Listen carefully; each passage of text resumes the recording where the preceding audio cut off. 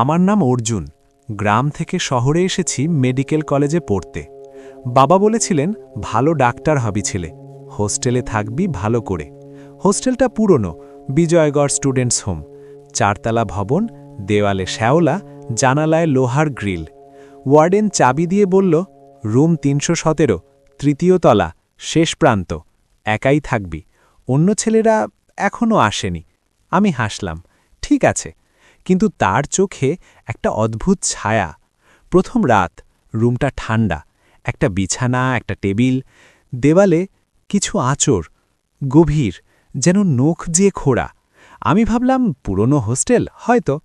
রাতে ঘুমোতে গেলাম, হঠাৎ মোবাইল।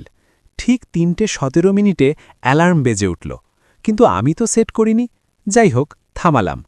বাইরে পায়ের শব্দ, টাপ টাপ, করিডোরে।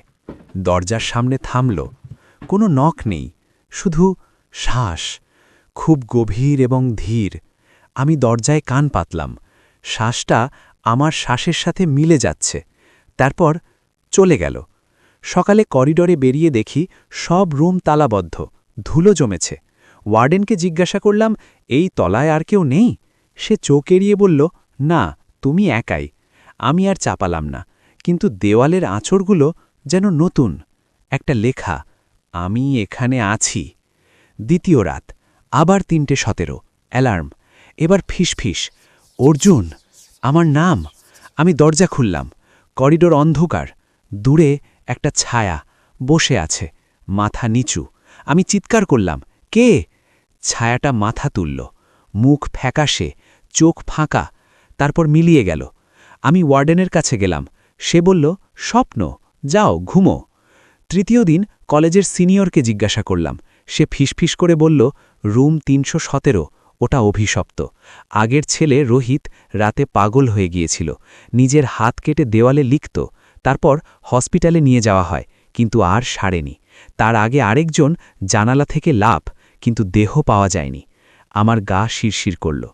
চতুর্থ রাত, আমি জেগে আছি, আবার ৩:১৭, দরজা নিজে খুলে গেল। করিডোরে পায়ের শব্দ, একাধিক, কাছে আসছে। দেওয়ালে নখের আঁচড়, জোরে, ফিসফিস সব দিক থেকে, থাক আমাদের সাথে অর্জুন।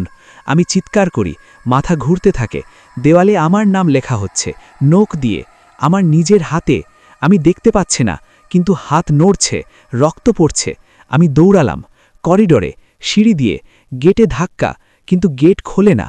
ছায়াগুলো কাছে আসছে, আমি অজ্ঞান হয়ে গেলাম। আমি চোখ খুললাম, চারদিক সাদা, বিছানায় শুয়ে, হাতে স্যালাইন। একটা নার্স এসে বলল, অর্জুনবাবু, আপনি জেগেছেন, ভালো আছেন তো? আপনাকে হোস্টেলের সামনে অজ্ঞান অবস্থায় পাওয়া গিয়েছিল। আমি হাসলাম, স্বস্তির হাসি। হ্যাঁ, এবার ঠিক আছি।